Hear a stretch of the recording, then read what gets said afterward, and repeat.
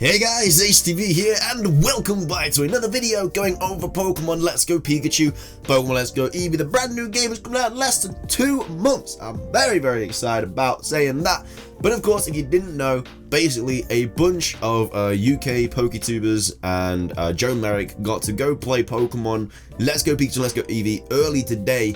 And I don't know how long they got to play it for, but they've all got like a lot of footage and stuff like that. And Joe Merrick obviously owns Serebii, he created Serebii. He basically jotted down everything that is incredibly like relevant and you need to know, and it's basically a worldwide exclusive. This is like a bunch of information that really like just goes into IVs, EVs, held items, abilities, gameplay, battling, everything like that. This whole like text goes into, so we're gonna read through it all, go through it, you know, pinpoint some certain things, go over the big things, go over the small things. Everything in like about the new games is in here and you guys need to know. So if you guys are excited for the video, drop a like down below, rate us up about the video channel, all that good stuff. Without further ado, let's get into the video, and I really hope you guys enjoy. So starting things off, today Nintendo and the Pokemon Company International were kind enough to allow me to play 2 hours of the start of Pokemon. So I just said I didn't know how long, been confirmed already. They got to play a whole 2 hours of the start of the game. A lot can be done in 2 hours. I could easily get to Misty in 2 hours. I've just done a Sleep Lock in Fire Red, and I think we got to Misty in like 2 hours or something like that. So,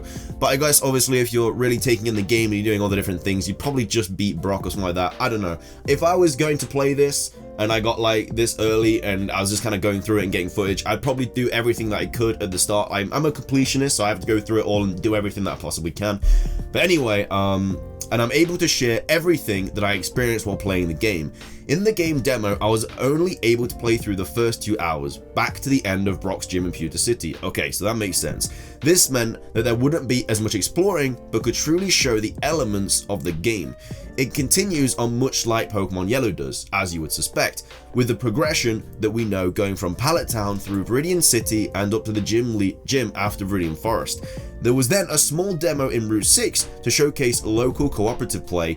First, mechanically, the battles were pretty much exactly the same as previous main series Pokemon games, with a physical and special split remaining intact. So, obviously, these games aren't super competitive, but it's nice to know that we still have the physical and special split. I don't know how online battling is going to work. Like, I already know it's not super competitive. Thanks to this, we know it's not super competitive. But it's nice to know we still have the physical and special split. It'd be weird to go back to like the old roots of not having that when we're going into the first game on the Switch.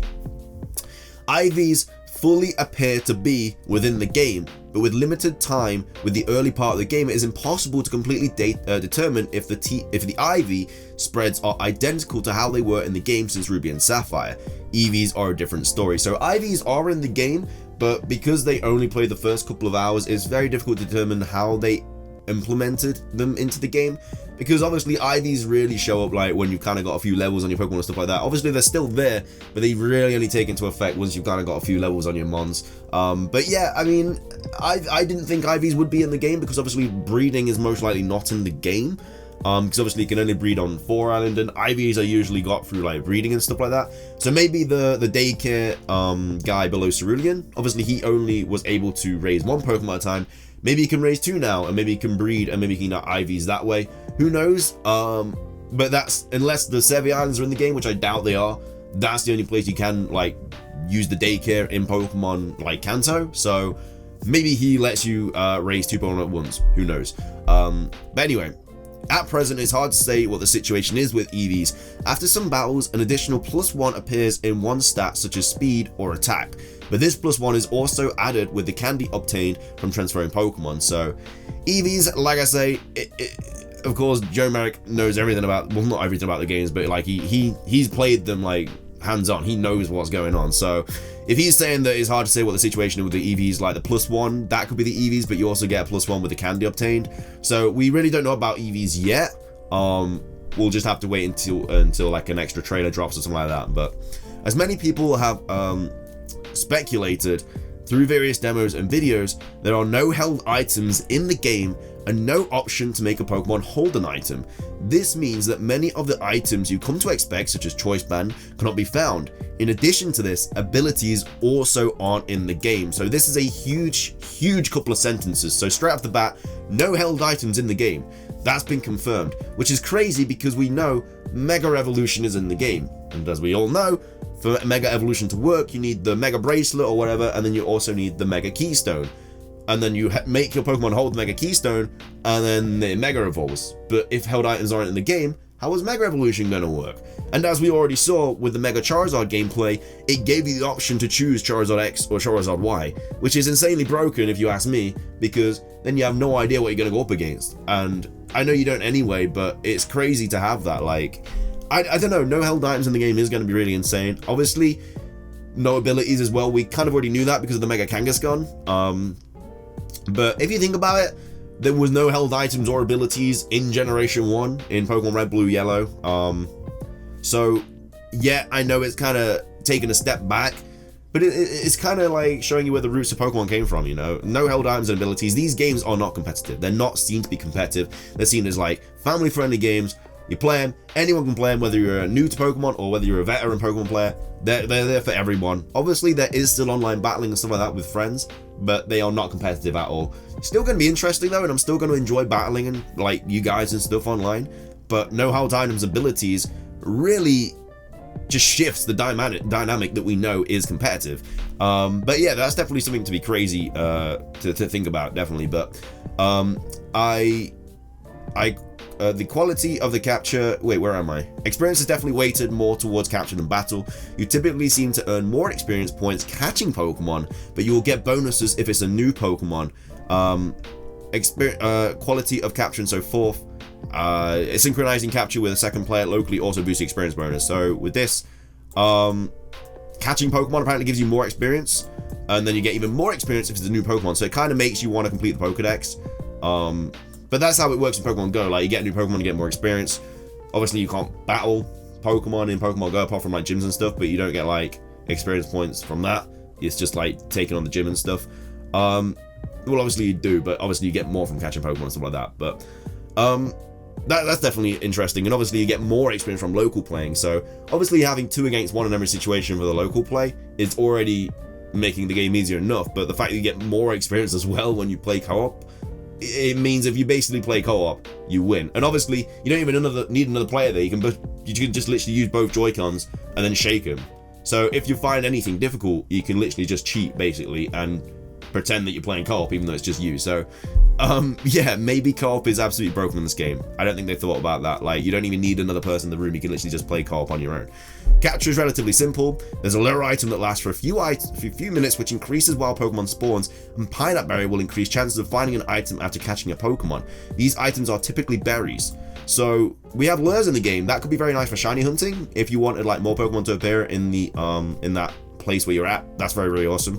The catch element is much the same as in previous demos, but being able to see the Pokemon was a much more refreshing experience, allowing the player to try and avoid wild encounters if they are so inclined. The wild encounters do seem to provide a bit more experience than the traditional trainer battles.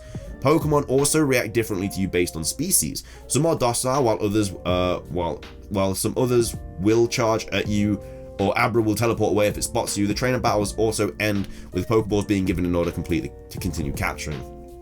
So that basically just goes into like the trainer battles, the wild battles. It's cool to see that depending on their like their nature shows kind of how like interactive they are with you. I like the fact that Abra teleports away. Some Pokemon might be a little bit more scared of you. Some people will like charge at you. Some Pokemon will charge at you. I think that's a really, really cool unique thing to put in the game, and it's something I wasn't really expecting, but it's something that I think is going to be really, really cool to see in the games. Despite my best efforts, I couldn't quite determine the mechanics behind comboing Pokemon. I got to a combo of 13 with a Caterpie, but can't say for sure if it boosted any IVs or did any further capture chances. A combo is broken if the Pokemon flees. So this is basically chaining. We don't know if chaining's in the game. I would have done the same thing as Joe did right now. I would have like tested this combo thing out. He got to a combo 13 with a Caterpie, but he can't really say if it had boosted IVs or had any further capture chance or any shiny chance or anything like that. And a combo is broken if the Pokemon flees, which makes sense if the Pokemon flies. I think that's supposed to be fleas, but yeah, yeah, so that makes sense.